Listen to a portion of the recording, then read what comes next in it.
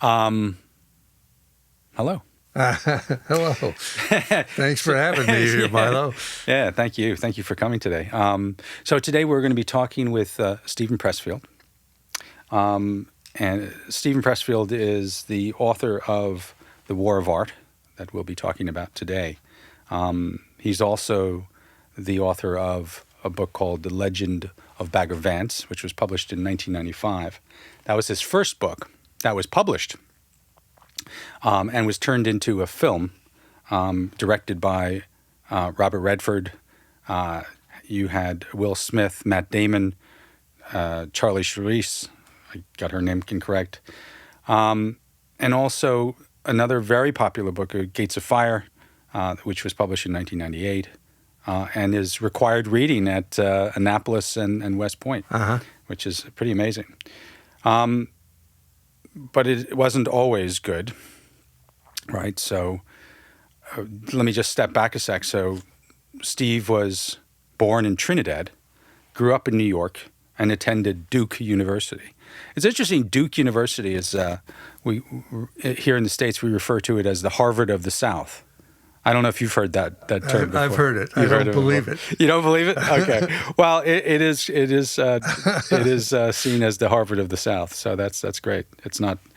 I guess Stanford has the West Coast, but 17 years before you got your first paycheck for writing, and 27 years to get your first book published. So, and then throughout that time, you've done 21 jobs in 11 states before finding, I guess, your path to be a writer. And so that's sort of my intro. But I'd love to just ask, I guess my first question is, why didn't you just give up?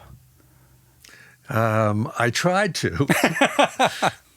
No, in all seriousness, I tried many times to kind of go straight, like to work at ad agencies, which you know about, Milo. Yeah. But at the end of the day, I would come home, I would be so depressed that I just knew I can't keep doing this. Mm-hmm. And the only thing that kind of kept me sane was to sit down at the typewriter, the keyboard, and try to write something, a novel, a story, whatever it was. So it's like I tried to have a plan B, but it never worked.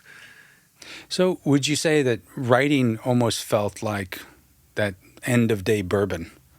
Or was it sort of? Sort of. It was really sort of like I would ask myself, or I was living in the world of what activity can I do that's going to make me, give me peace of mind, that's going to make me sane, and stop the crazy voices in my head. What can I do? For some people it might be dance. Yeah. For some people it's playing music. For some people it's athletic endeavors. Yeah. Or other, it's martial arts, whatever. Yeah. But for me it was writing. That was my my calling. That was what would make me sane. I would sit down crazy and I would finish up sane. That's interesting. So I suppose people who are looking for that path should ask themselves, where is my sanity? Where can I find my sanity? Yeah, that's what I would say. Yeah. That's really interesting. So I'd like to really kind of jump in on The War of Art. Okay. So this is a book that we just published in China after 22 years since it was published. And since then, it's sold more than 1 million copies. And it is a cult favorite amongst creatives worldwide, not just in the United States.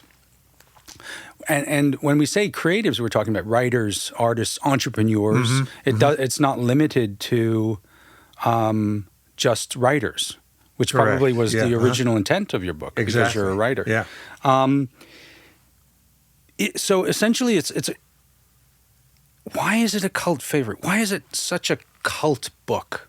Why? Well, hopefully it's even broken out beyond being a cult book. But, Right. But I think it's because the subject matter that it addresses has not been addressed in any other book. Mm-hmm. And that subject matter is a force that I call resistance with a capital R, which is that voice in our heads, particularly in any kind of an artist's head or an entrepreneur's head, that is constantly trying to make them procrastinate, bring up the fear of failure, fear of success.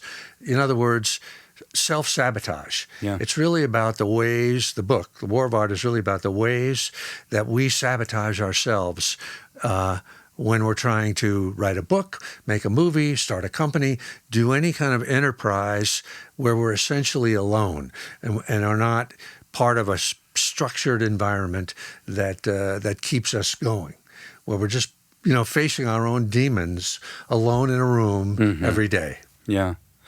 I think it's really interesting, the idea of resistance.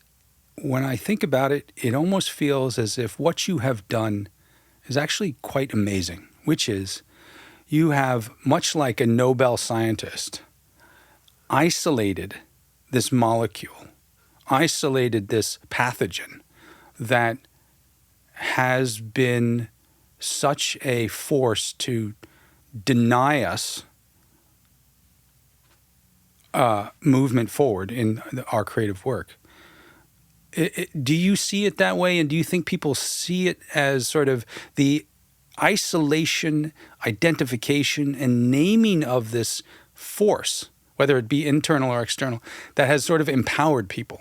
I do see it that way, and I think that's exactly what it is. It's like what the War of Art does, I think, is it just gives a name to a force, a negative force that people, including me, never even knew existed, and yet it was defeating us every day, destroying our lives every day. But it was invisible because it appeared it seems to be a voice in our own heads. Yeah. It masquerades as our own self talking to us, but it's not. It's a diabolical negative force of nature that works against, it's universal. Everybody fights this thing. So I do think that simply naming it and just saying that there is something out there was very liberating to me. It was a total breakthrough for me, and I know it has been for many other people, because I get so many emails, and when I just did a little teaching thing the other day, and people will tell it to me personally. So yeah, I think just naming this force was a big breakthrough.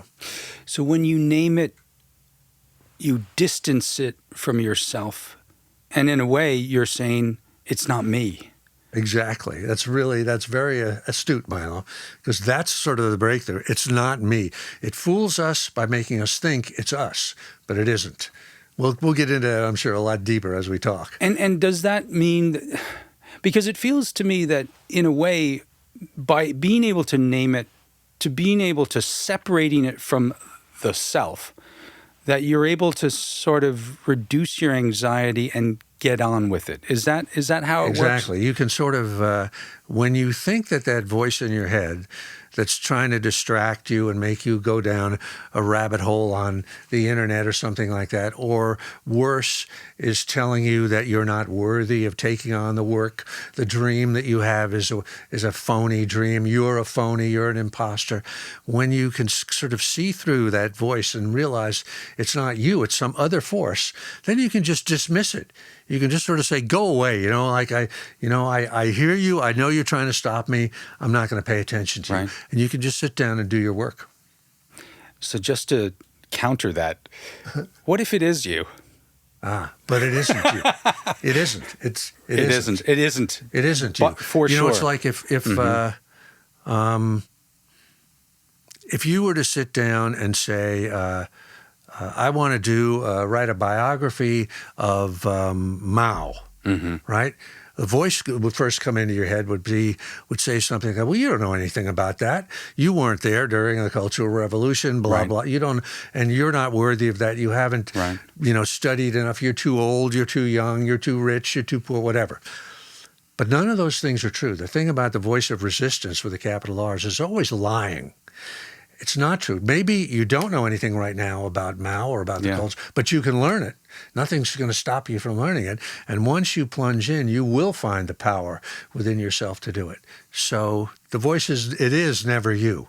It's a bogus voice trying to sabotage you. But Steve, it's not just a voice, right? In some ways, it can also be a feeling. Yes. It can be an emotion. It can be something that weighs you down like a real, authentic force. True. And it can make you do things like punch out your boss and get fired from a job. It can make you cheat on your wife. It can make you become an addict. It can make you drink. It can make you abuse other people or abuse yourself. Right. It can lead you into all kinds of vices because the payoff, well, you always sort of ask yourself, what is the payoff of any kind of force at all? And in this case, in the case of resistance, the payoff is incapacity, meaning the payoff is you don't do your work. Right. If you go into your job and you suddenly, out of nowhere, you find yourself cursing out your boss and you get fired. Right. Well, you no longer can do whatever the thing is that you wanted to do. If you suddenly find yourself drinking too much or getting into any kind of trouble or creating drama in your life, excessive drama in your family, and so the payoff is incapacity, and you don't write your book, you don't make your music, you don't make your movie, you don't start your company. So you're right. It isn't just a voice in your head. A lot of times it's an impulse to create chaos in your own life as a means of rendering you unable to do the work that you were meant to do and to follow the dream that you may have. Right. There's a concept in this is a horrible segue, but I'm making anyway. There's this concept, and it's a universal concept, but I think it is something that's quite prevalent in China, which is this notion of destiny and fate, and following your destiny. And what that implies is that when you follow your destiny, you're following the path of least resistance. You're doing the thing that comes easy to you.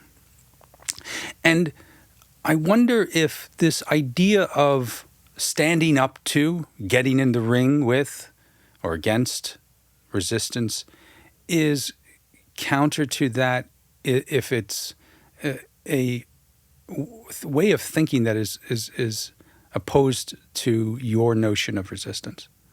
I would say that I would put a different interpretation on it.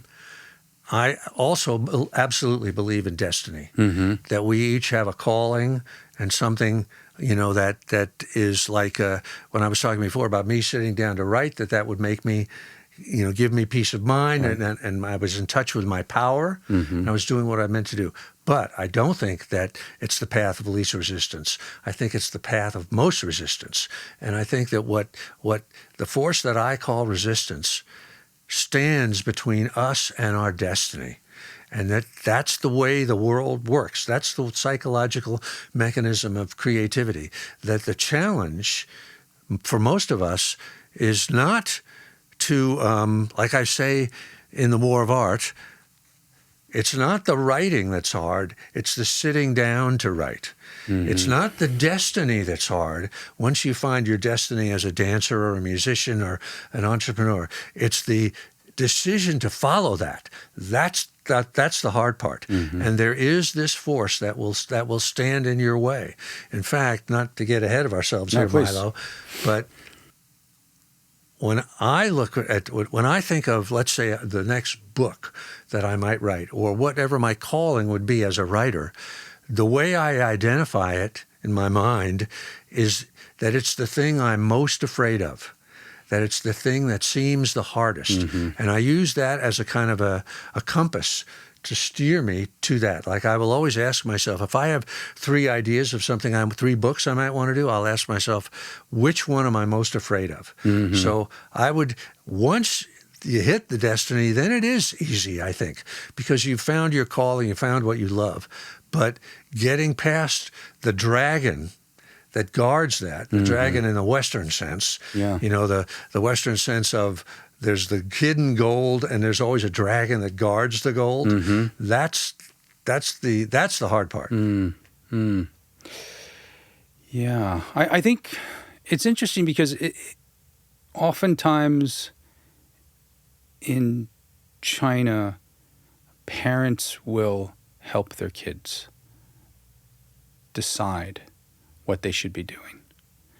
And I don't know if what you're saying helps Chinese parents or if it makes them a little bit more frustrated, as if you're creating a more difficult situation for them if they were to read this book. Well, let me tell you, I'll tell you a story about a person that found their calling. Okay. And the way it's kind of works, in my opinion. This is actually the son of a friend of mine, and he was an American Marine. That was the first thing out of high school. He joined the Marine Corps as an enlisted man. Yeah. And he served over in Iraq and Afghanistan. Yeah. Came back after 4 years, 5 years, and he said, you know, I don't want to do this. I thought this was what I wanted to do, but I really don't want to be involved in harming other people or anything like that. So his family said, I want to help people. And his family valued education a lot. So he went back to school and he became a hospital administrator. Okay. You know, he took 3 years and got a job and was working, here in Southern California and doing well. And this went on for, 5 or 6, 7 years. And he realized I'm not happy. I feel like I know it's a good job. I'm doing good with this, but I feel like I'm in an office. I'm just pushing papers. And what I really want to be is I want to be in the room, the hospital room with the patient that's afraid, that needs help, that I can put my hands on them and help them. So he quit and he became a nurse. And that was his calling. He finally had found it. And he is a nurse. Didn't become a doctor, became a nurse. So what I kind of take from that, aside from the fact that it took him a few years to do that, was that the first route that he chose, being in the military, was on the path, but it wasn't it exactly. Like already he had chosen the path of service. Like he didn't choose a way to make money. He wanted to help people. That's what he thought. But then he realized, that's not exactly right. I'm kind of adjacent. And then he thought, okay, let me help people. So let me become an educated hospital administrator. So he was getting a little closer to it. He didn't realize it. But then he thought, no, I really want to be hands-on. And then he finally had kind of found it. So if we had gone back to the day when he was trying to join the Marines, and we said, Charlie, you should be a nurse, he would laugh at us, right? Because he wasn't ready. He hadn't kind of gone through the various stages. So I think as much as parents want to help their kids, and I absolutely understand that, I would think it would be very, very rare that the older generation can guide, because the younger generation needs to make their own way, make their own mistakes, live real life, learn, fail, try again. And I think that's how it works. It's certainly how it worked for me. It took me many jobs before I finally kind of found what I was looking for. You also talk about this concept of living two lives. And I think this is sort of related, I think it's somewhat related. We live two lives, the life we live and the unlived life within us. How do we discover that unlived life? Is it through the trial and error that you're referring to, or is there some seance that you can do I don't know if there's to sort of like pull it out? But like you and I, Milo, we've worked in advertising. Yep. And one of the things I'm sure that we know, if you go into any advertising writer's office and you open a drawer, you'll find novels and screenplays that the writer has written. Yeah. Right? That's the unlived life within, right?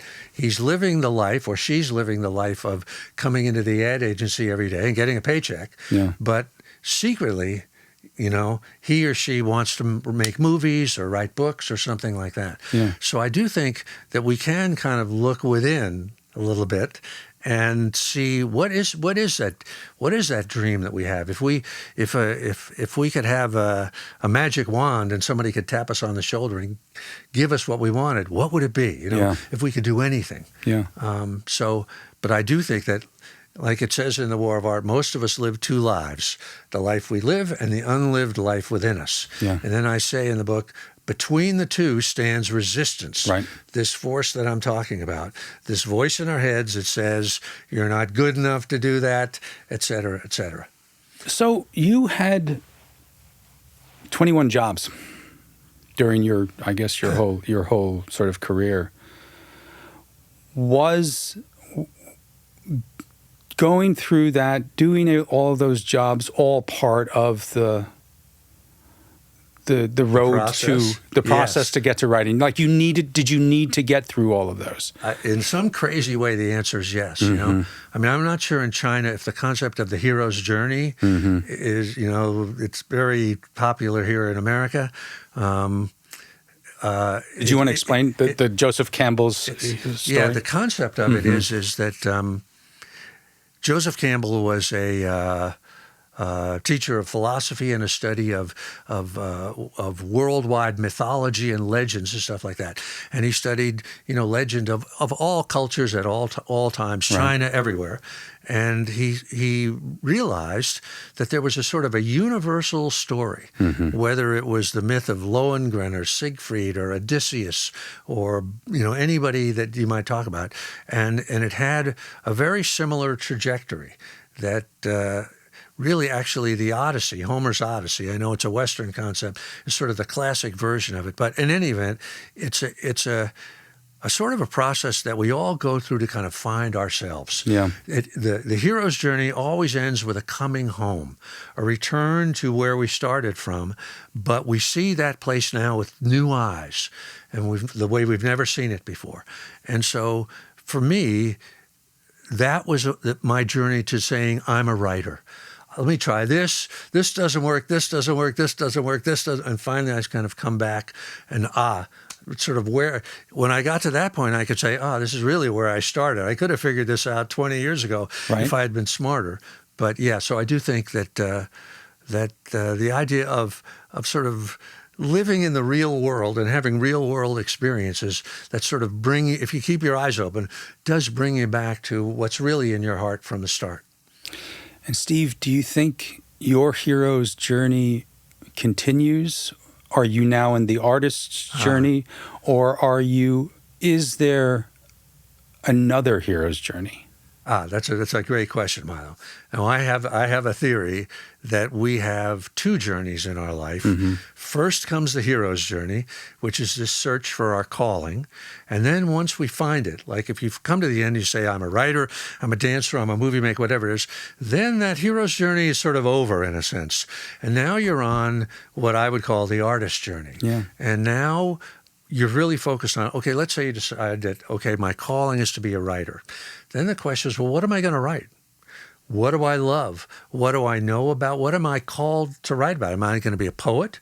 Am I going to be a screenwriter? Or if you're a dancer, what kind of a dance am I going to dance? And then you sort of really are asking yourself, who am I? What is my point of view that is different from anybody else?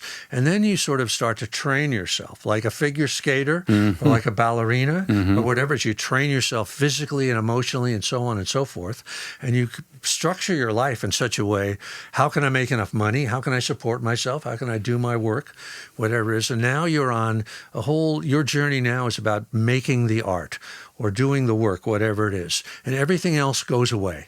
You're not chasing women anymore. You're not drinking yourself, that kind of thing. And one of the things that I would say is that when I was on my hero's journey, I was doing a lot of traveling. Yeah. And I would say I put like 400,000 miles on my old car. Now that I'm on my artist journey, I barely drive to the grocery store.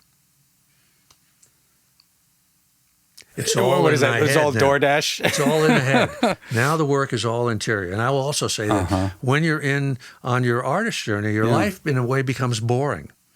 At least from the outside, it looks boring. If you look at my life, I just go into a room every day, close the door, and sit down and work. but it's not boring up here.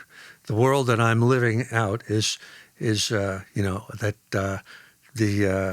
calling that I'm following is exciting and interesting, and will last me the rest of my life. And you don't feel like you're sacrificing anything? Not at all. I mean, I was sacrificing things before. No. Mm-hmm. I am sacrificing things technically. Yeah. I mean, you could say, well, I'm not traveling to Shanghai or Beijing or Paris. I'm not. But I don't need to, because I'm traveling right in here, Is that another way to say that, is that you're just living in your head? Is that the same thing, I'm or is it living different? in my imagination. Mm-hmm. Mm-hmm. And, pick any sort of any work of music or whatever it is. Once you're in that world, it can be an amazing world. Yeah. And the other thing is that I'm in the world that is what was in my heart. And, just like, one artist will produce one thing and another will produce another. Yeah. We only can produce what we can produce. Right. I can't do what somebody else do, but they can't do what I do either. Right. And when you say what was in my heart, how do you know what's in your heart? That's another great question. And I'll get into some mystical stuff here. I love mystical stuff. I mean, I'm definitely a believer. Should we keep going on? Let's do it. Let's go for it. I mean, if you're any kind of an artist or any kind of creative person, you have to ask yourself at one point, where do ideas come from? Mm-hmm. And if we're honest about it, we could say right away, they don't come from us. They're coming from some other place. Like it's a really common notion that a poet will suddenly have a poem just pop into their head, right? Mm-hmm. Not that they don't have to work on it to make it right, or a songwriter will have a song just pop into their head, and they'll have to pull over to the side of the road and dictate it into their phone before they forget it. Mm-hmm. So once you realize that you're really not the source of these ideas that come to you, they appear, they come to you. You have to then you ask yourself, well, where do they come from? And nobody has ever been able to answer that. Mm-hmm. You can't. They come from some other level of reality. What in Greek mythology would be the muses, the 9 muses, whose job, they were goddesses, whose job it was to inspire artists. So I forgot, what was your question? I'm losing my track here. I've kind of lost it as well, but I think we were talking about you getting into this idea of, let's all get mystical, and we talked about ideas. I guess just what I'm trying to say is that you begin to realize that you, the artist, are at the service of some other force, and that you are invoking it to bring into you, and your job is now to give form to the, like Beethoven sits down and hears in his head da da da dum, and that becomes a symphony. Right. That's the artist's job. And again, when I talk about resistance with a capital R, if this higher level of reality is up here and we're down here on the material plane, in between is this negative force. Right. And the war of art is the war to fight through that to get to that higher level. Steve, do you think, you talk about mystical, woo-woo, or even spiritual. Do you need to be a spiritual person to reach that realm? I think that's a great question, too. I think, first of all, I do think that realm is what we would call spiritual. It's something that is incorporeal. It doesn't have a body. It's just a thought. It's an idea. It's something mental. But I don't think you have to necessarily be spiritual. But if you're working toward that, you have to recognize that it is spiritual, and that the line of communication is mysterious. It's something you can't really define or touch or see or feel, or you can feel it, but you can't see it or touch it. But you have to give something of yourself in order to get the reward of the muse's attention. Yes, you have to place yourself at the service of this force, this magical, mysterious force that again, you can't see, you can't touch, you can't prove. You have to have faith in it. You have to believe in it, and you have to, like a religious person would pray. To that. If you're a writer, you just sort of, your question is, give me an idea. Give me a story. Yeah. Give me a story. Give me a tune, a melody to sing, and it will come. And it always does, or? It always does, yeah. Okay. But the weird part of that, I know you haven't asked me a question about this. No, please. But the weird part about it, when you say, well, this all sounds kind of mystical and, woo-woo type of thing. But in my experience, the way you make it come is very ordinary. Right. It's sitting down every day as a writer, right, in the same room at the same time, and just starting to work, and just working in anticipation of the arrival of this mysterious thing. And even when it's not coming, keep trying, keep working, keep working. If we think of it as a goddess or something, the goddess is looking down on us, and she's saying, is Milo sitting in the chair ready to do my bidding? And if he is, I'm going to give him some good ideas.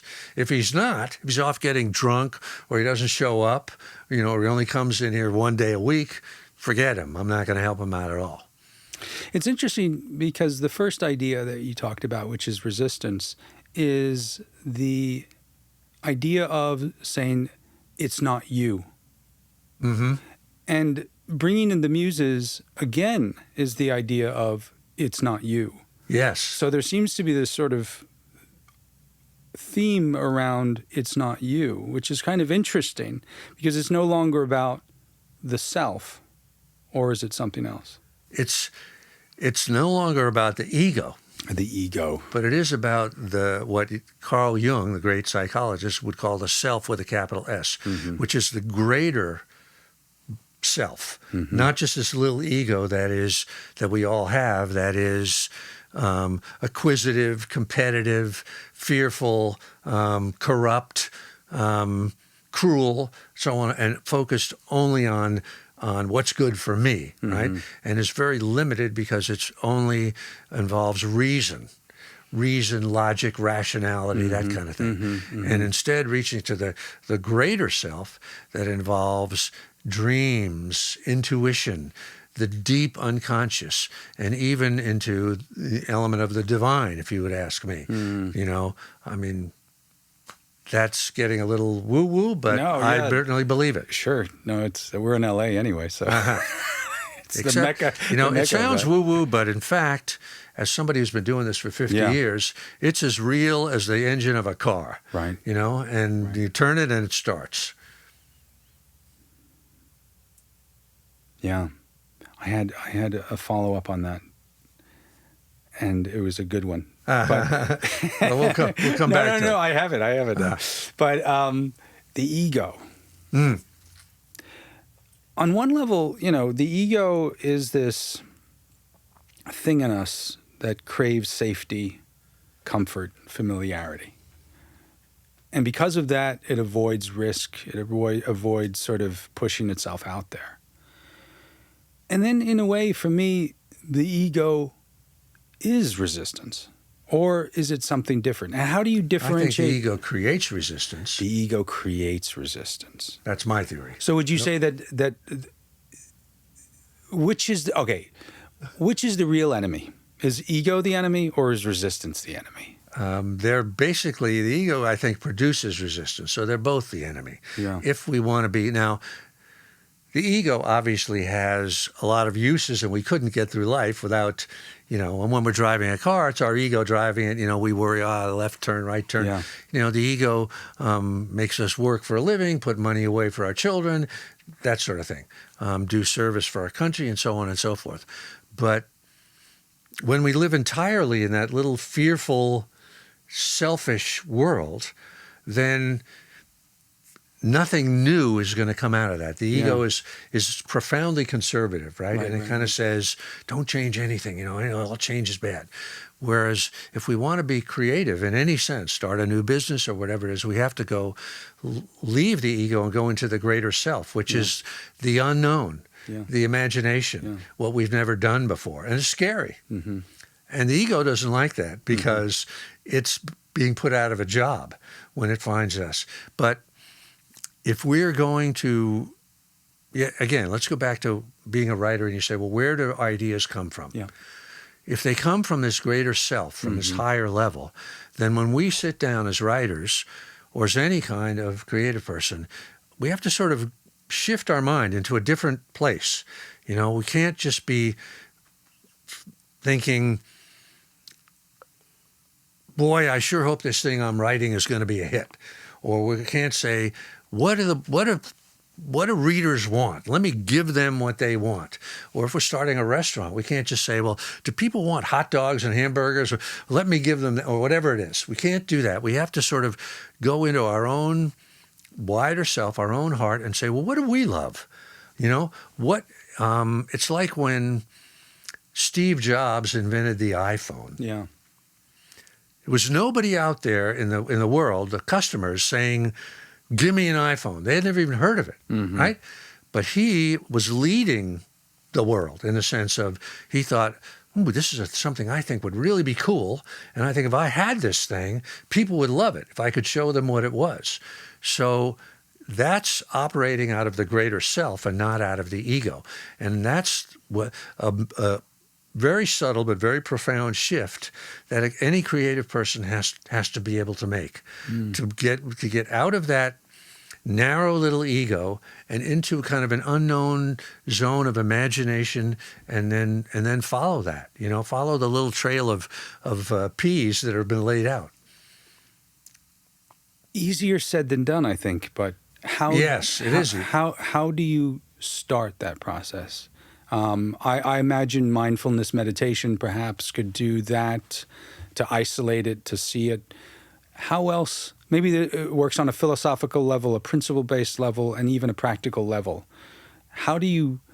And it's not about killing the ego, is it? It's about doing something else with it. It's just sort of moving beyond it. But I would say, like when I said before that when I sat down to write, it produced peace of mind for me. I felt like, this is what I was meant to do.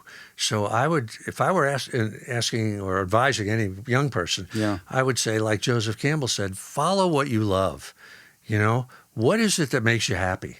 What is it that, and usually it'll be something crazy. It'll be something that your parents would say, well, you're never going to make any money if you do that. You know? But that's kind of, I think, where to start. So if it is writing, let's say that's your thing, start writing something. You know, I saw a thing, I don't know, is Game of Thrones in China? Probably, yes. I'm sure you can find a way to watch it, yes.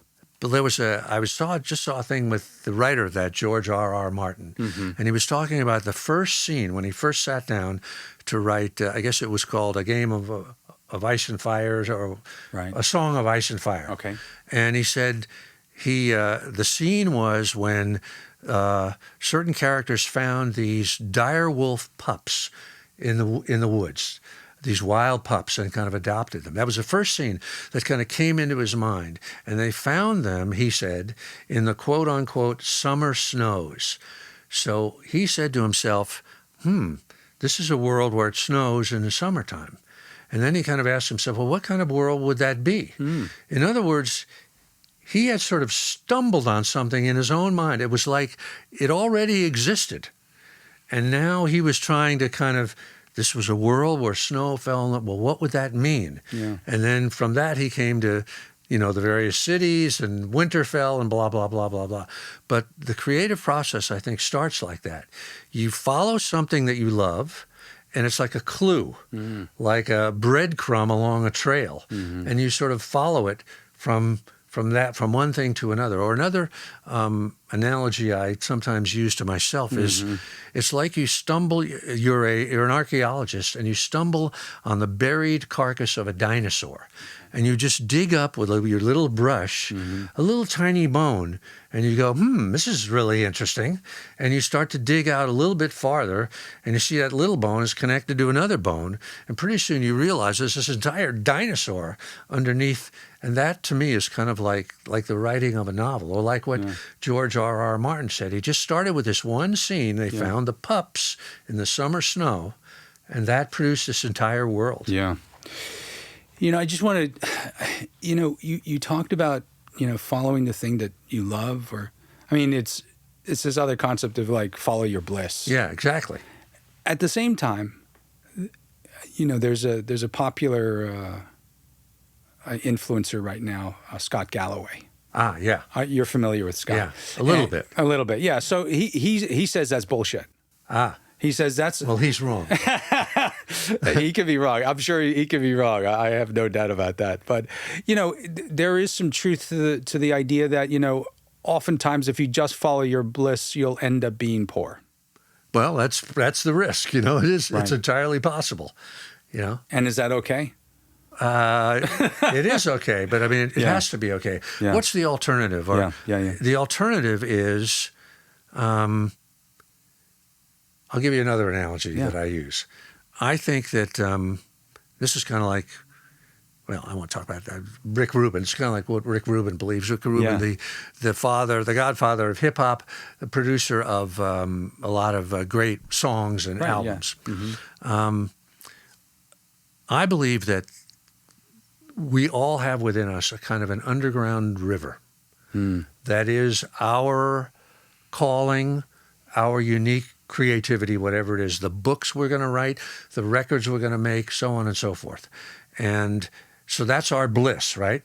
And we're trying to find that. And if we don't follow that, if we listen to the voice that says, that's irresponsible, you're going to starve to death, you should take a job and become a lawyer, if we don't follow that river, the river doesn't go away.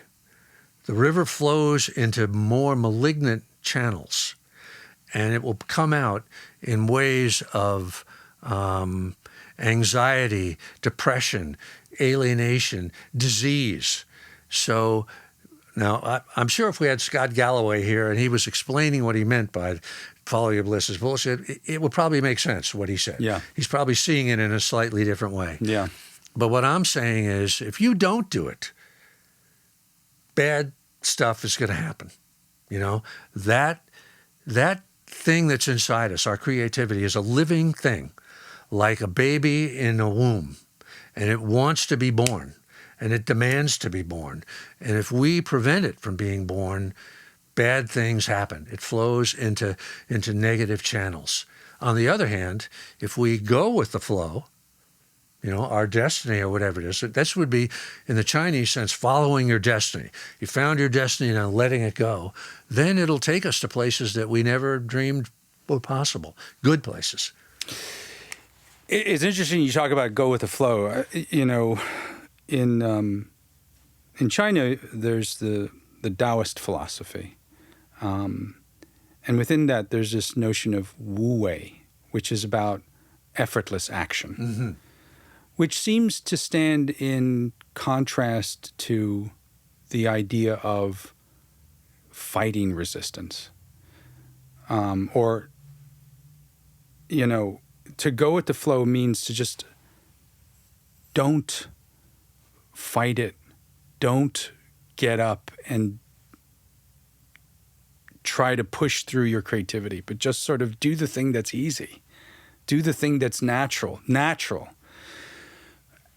That seems so. But are you advocating? How do I reconcile the two? Well, how are you advocating for, like, screw nature, screw the flow, go against the flow, go against the grain, and push towards what your true destiny is, because that's what's gonna result. Let's see. Now, I've read Taoist books and never really understood it. I'm familiar with the concept of Wu Wei. I never could quite understand exactly what it meant. Yeah. But let me take a shot at it right now. Like I feel like on a typical day of me sitting down to write, the hard part is the sitting down. That is a battle. That I have to use my will to go into a negative, against a negative force, to sit down and say, okay, I'm going to do it. I'm not going to slough off today. I'm not going to the beach. I'm going to sit down but very soon after I sit down, a flow will kind of start. Mm-hmm. And then the job of the writer or the artist is to go along with that, get the ego out of the way. Don't be afraid that what you're going to put down is stupid or people are not going to like it or it's crazy or it doesn't work, and just kind of trust it. And maybe that's what Wu Wei is. I don't know. If we had a Taoist expert here, they could tell us. Yeah. But I think that the actual work, when it's being done, and I'm sure this is true of musicians in the studio, is a joyous process, and you really feel like the wind is at your back and you're flowing along with the river. Yeah. But it's getting into it at the start. It's making yourself get into the studio and sit down and really focus. That's the hard part. Yeah. That's interesting. I mean, it feels like if you can just get past get over that wall, you'll be in the Garden of Eden. I think it's true. It's sort of like diving into a cold pool. Yeah. Right? That first moment when you hit the water, that's hard. Yeah. But then you swim a few strokes and this is pretty good. Yeah. And pretty soon you don't even realize it's cold. So we talk about the war of art. We talk about war. And when you talk about war, you're always talking about violence. But in a way, this idea of creativity, it's a mixture of war and peace. It's a mixture of war and art. I guess art being the peace part. But so it isn't just this sort of crazy, violent experience that seems to come with this idea of resistance. It feels like there's a certain anger and sort of just aggression. No, okay, let me give you a slightly different slant on that. Yeah, please. One of the things there's a book of mine, it's called, it's about Alexander the Great, it's called The Virtues of War. And this comes out of something I absolutely believe about the war of art, that the virtues that an artist needs are very similar to the virtues that a warrior needs. For instance, courage, not violently but the courage to keep going no matter what. Patience, the ability, a warrior needs that. The ability to not demand instant gratification, to be willing to go for the long haul. Selflessness, another virtue that a warrior needs. That you're not just clinging to your ego. I've got to get credit for this. That you're producing your work as a gift. The willing embrace of adversity is another virtue of a warrior, right? And it's the same thing for an artist, that, times can be tough. Sometimes we got to grind for a long time, to get through that. And another, to carry this one step further, these virtues, so that's where it's sort of a war, but it's not a violent war. Or the war is against our own vices inside. But another way to take this is they're also the virtues of a mother. If you think about a mother as an artist, and comparing the two, a mother has life inside her. Right? A pregnant woman is bringing forth something new, something that's never, and the mother puts herself completely at the service of this child within her, this new life within her, right? She'll change her entire life while she's pregnant, Right. And then once the child is born, the mother will do anything for the child, right? If a mother will run into a burning building That's right. to save her child, right? That's right. She'll put her whole life on hold for the needs of the child. And so those are the virtues of a mother, are also the virtues of an artist, and also the virtues of a warrior. So when I say it's a war against our own vices, laziness, arrogance, fear, self-obsession, that kind of thing. So we're trying to defeat those enemies within ourselves. But it's not violent in the sense of trying to hurt another person. Quite the opposite. One of the things that you seem to do with the war of art is you take a little bit of the glamour out of creativity. A lot of glamour should come out. Yeah, yeah. Right, because I think a lot of when we think about art and artists, I think there's we always think about sort of the passionate, the sort of the instantaneous, the sort of immediate inspiration that things just happen.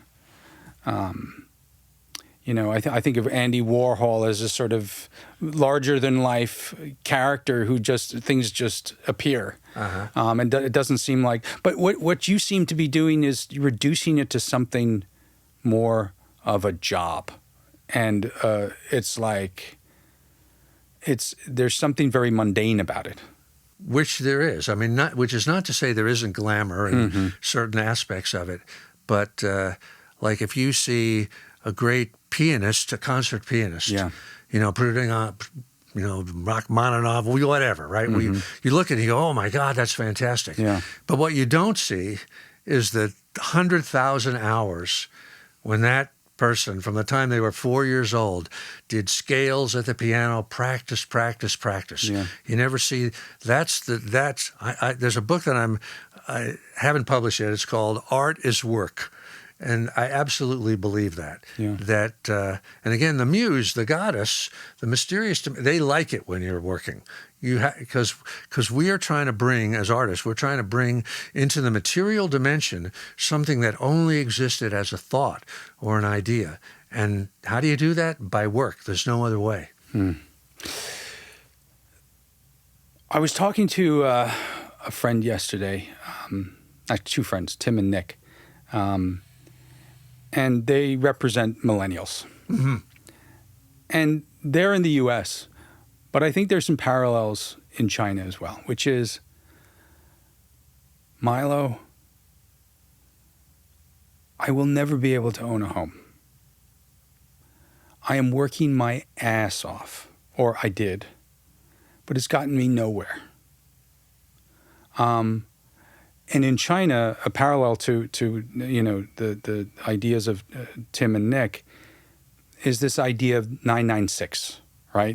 Which is work from 9 a.m. to 9 p.m. 6 days a week, which means that I am just slaving away at the desk or on the field or what have you. To what end? And in fact, there is no end. There is no rainbow or pot of gold at the end of the rainbow. Is it worth it? Should I do it? Should I do the work? Is it worth doing the work? And I think that's the question. Is it worth the perspiration? Is it worth the effort? Well, the world I live in is not at all that world. Right. I'm not looking, and it took me a long time to sort of figure that out. Yeah. Again, let's talk about that underground river that's inside us. Yeah. Whatever our calling is, the song we were born to sing, the book we were born to write, the movie whatever it is, I think one lives in that 996 world as long and tries to carve out a few hours to work on to let that river flow, and hopefully getting to the point where you can finally do that full time. But even if you can't, that's the world I want to be in. I would not know how to live in that 996 world. That was when you asked me why did I keep writing along for all those years. I tried to do the 996 thing, but it was just too depressing for me. I couldn't take it. Now, one of the great things about America is that I don't know what the world is like in China, but you can in America do a 996 thing long enough to maybe break through to something else. Certainly that, to me, it's not worth it, what you get at the end. You get a house, you get a job title, you get this and that and the other thing. The real question is, are you serving that underground river? Are you really operating out of your heart, even if you don't make any money at it? Or it's because that river wants to flow. Yeah. And if it can't flow, it's going to create bad things. Do you think that potentially the source of this disillusionment, this source of despair or sense of nothing can come of anything, is partly due to the avoidance of or ignorance of that river? Yes, I do. Yeah. Mm-hmm. And it's hard to believe in that river, right? We're not taught that, In America, at least, we live in a consumer culture, right? Which is not good, where the sort of dreams that we're presented with are, of probably similar to dreams in China, of a beautiful home, of a spouse, a wonderful spouse, a family, whatever, that kind of stuff. But nobody's talking about. But those are all kind of, not that there aren't satisfactions to that, but in the end they're kind of empty, but nobody's talking about our inner life or that dream that we were born to bring into reality. Nobody. Well, a few people do, but not very many put that up as an ideal. And usually, our parents will tell us that we're fools to try to pursue that, And I don't blame. Parents are trying to protect us, right? They don't want us to go off and become starving people, and living under an overpass. But at the same time, they're crushing, the soul out of us when they do that. They don't mean to do that, but they are. And that's why so much of youth is always rebellious, right? Because they sense that they're being ground down into a powder, and there's got to be something more. And to me, it's the answer is somewhere in the realm of art, of imagination, of creativity, of something new that we haven't done before. How, and maybe you've already answered this question, or maybe I'm just fixated on this underground river, but how do I get to it? Again, I think it's follow what you love, But how, okay, so, and I was talking to Heather the other day about this, and she's like, Milo, let's use the analogy or the metaphor of the river. There's actually several rivers. There's several rivers. Which one do you choose? Well, as I was saying before, choose the one you're most afraid of. Choose the one you're most afraid of. And why do I say afraid? Because if resistance, this negative force that I've been talking about, infallibly, it's an intelligent force, and it's a negative force that's trying to stop us from being who we were born to be, right? Yeah. So when resistance appears as fear and we're scared of something, it's trying to scare us out of doing something, we can use that as kind of a compass, because resistance knows, that's the thing you should be doing. So let me scare the hell out of this guy or gal so they won't do it. So if we're really scared, that's what we should do. Like, I can tell you this, that when I start a new book, I am racked with self-doubt for months, for 9 months, for a year. Every day I sit down and I go, this is a dumb idea. You should not be doing this, et cetera, right? That's the voice of resistance. So I see that as a positive, and I say, it's trying to stop me, and I've got to go into the face of it. And to the point, Milo, where I would say now, if I start a new project and I'm not racked by self-doubt, something's wrong. So that's the diabolical force. Like, here we are, we're sitting in a studio, and Preston, the engineer who owns the studio here, he's out there. At the Laughing Buddha. He's following, you can't see him, he's following his underground river by having created this studio, right? He's also a teacher. Yeah. And he's following his bliss in a way. It might not be 100% his bliss, but he's going for it. I take my hat off to him. This is a Sunday, and he's in here, kicking ass and working. And at some point, I mean, he's flashing us thumbs up right now. He's having a good time, and at some point, it'll evolve to something hopefully really good, where it's really. And he's also a musician, so somehow maybe that will come together in some form. Yeah. So he's following that river. God bless him. Yeah, I think I need to figure out what my river is. I think I have rivers. I just don't know which one to follow, and I may need a boat. There's one final thought that I wanted to bring up, but I don't know if it is really meaningful. But it is a concept that is it's a very Chinese concept, which is the yin-yang idea, right? Which is the idea of, the yin being more the passive and yang being more the active. And in Chinese thought, the idea is to achieve a level of harmony and balance. And is your idea within the War of Art, the idea of resistance, something that is quite different than that notion, which is to actually create disharmony by attacking resistance or not? It's a great question.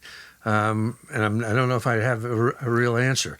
I've never quite understood the whole yin-yang concept, I read about it and I go, oh, that makes a lot of sense. I really wish I could But just seeing how my own inner life works, the way I get to harmony is by moving into the teeth of this negative force, this resistance, that is the dragon that guards the gold, and knowing that on the other side of that is peace of mind for me. But I really do feel like every day I have to do my work. I have to slay the dragon every morning. It's always there. It never goes away. But if I keep doing it, that at the end of the day, I have peace of mind, and I hopefully, on my deathbed, I will say, okay, I did what I was supposed to do. I don't know how that connects with yin or yang. I have to punt on that one. Well, I mean, you are finding your balance in that way, right? And I think the War of Art is, in a way, yin-yang, right? War being the yang and yin being art being yin. I mean, the art of war, that it's, the original Sun Tzu's thing is the opposite of that. Yeah, that's quite interesting. Have you always been this way? Like some people are just born a certain way, right? There's certain people who are just born with courage. They're born with the ability to leap without even fear. No, I definitely was not born this way. Right. I mean, I've sort of have learned it through painful experience. Yeah. And through failure, to act in a certain way that, knock wood, seems to be working at the moment for me. You say it's working at the moment for you, knock on wood, which makes me think that it's not a fixed part of your system, meaning it could possibly change. It's a fixed part of my system, but fortune, as we know from the Stoics, is unknowable, and anything can happen, Bad stuff can happen to you at all times. But I would be amazed if my inner concept changed between now and the time when I move on to the next dimension. The last question, and this isn't like a bomb question. It's just a question just that occurred to me, and I know we've been talking for quite some time. But when did that happen? When was that? Can you isolate that moment? Like, I know that you spent the year in the cabin to really... Yeah, 2 years actually, yeah. To find who you really are and really figure out that. Was there like a specific memory, a specific moment in time? Well, there was, and it's actually in the War of Art. Yeah. The book. Which is available in China right now, and Dong Dong, if you want to buy it. And it was... after a long time of running away from writing, of working these millions of jobs and so on and so forth, where I always carried my typewriter with me, but I never took it out, never touched it, because I had had a really bad experience earlier with it, you know, and I talk about it in the War of Art. One night I was in New York City. I was driving a cab and attending bar, and I had one of those. It was nighttime. I didn't have any work to do at that moment, and I was about to go out and get drunk and chase women and do the same sort of self-destruction thing I'd done a million times. And I said to myself, I just cannot do this one more night. And I pulled out my typewriter for whatever crazy reason. And sat down for like 2 hours, just typing. I don't even know what. I threw it away when I was done. But. And I talk about this. I went out into the kitchen, and there were some dirty dishes in the sink, and I started washing the dishes. And after about a minute or so, I realized that I was whistling. In other words, I was happy. And I realized that act of doing the 2 hours of typing, writing something garbage, had produced peace of mind for the first time. And I sort of felt like, this is it. You know, I've kind of found something that works for me. Chasing women doesn't work. Drugs don't work. Booze doesn't work. You know, following crazy philosophies don't. But this does work for me. And then the sidebar to this, Milo, was this was a huge breakthrough for me, obviously. The sidebar was it was like another 27 years before a novel of mine was published. So the breakthrough, there was no immediate payoff whatsoever, nothing. But from that moment on, every day I sat down to write. And it just took a long time for it to succeed. But that was a moment for me that kind of really changed my life and came out of nowhere. I have no explanation for it. You know, it's interesting because then, you know, if you're saying, hey, guys, do this, follow this, you just have to wait 27 years.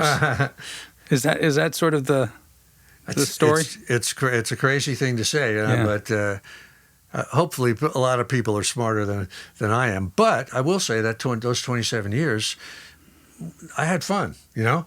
I mean, I was learning my craft. And I was, you know, I was struggling, I was failing, but my feet were on the ground. Right. So I don't regret any of that time. Process versus destination. And who cares whether you do, you know, eventually, I really was, quote unquote, succeeding all along. I just hadn't succeeded in terms of the commercial world. You know, you say, oh, okay, here's a book contract. Right. And what was your definition of success? Now? No, then, because you said you were succeeding, but you hadn't published anything. It was just to have found my calling. Right, okay. So that I knew, you know, like I worked for ad agencies a bunch of times during that time. You can relate to this, I'm sure. Sure. And I would come home at night and I would write my stuff. And then on the weekends I would go into the agency and I would work on my books. Right. I would be the only person in there, you know. And you know how it is at an agency. They have copying machines, they have clean paper, they have toilet paper, they have a bathroom, they have coffee, you have everything you need. So anyway. I'll ask you one more question because I think this question is just so topical. And I think it's dangerous, which is AI. Because AI, what it does, and which people are you know, advertising without any sort of thought, is the idea that if you use AI, you can write the next novel without any effort whatsoever, without any resistance whatsoever.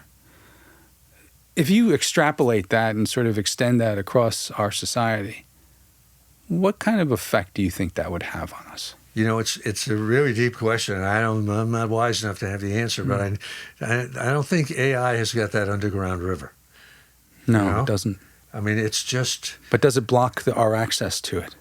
It's anything that makes things seem easy is the devil. Because it's not easy, you know? And so I'm very leery. I know you're working in AI, and I don't want to say anything, that throw any cold water on it. No. I'm sure that, you know, like when the telephone was first invented, everybody said, oh, there's a terrible thing, you know, or when TV first came in, oh, it's terrible, terrible. And we've all sort of, you know, made our peace with it, and there's good things. So maybe there are some good things out of AI, but I don't think the idea that, oh, now I don't have to work. Now I just get a series of prompts, but that's work. At least you have to work to come up with the good prompts. That's true. But as far as I know, there's no underground river in AI yet, and only that comes from the human heart and the human soul. And right. They haven't figured that one out yet. I hope. Right. No, that's beautiful. Well, Mr. Pressfield, thank you very much, sir. Mr. Chao, thank you very much for having me here and asking these questions. Thanks for everything you've done for the War of Art to get it going up in China. Yeah. And I hope that my friends in China will find something there that is useful. I'm sure they will. Thank you very much. All right. Thank you.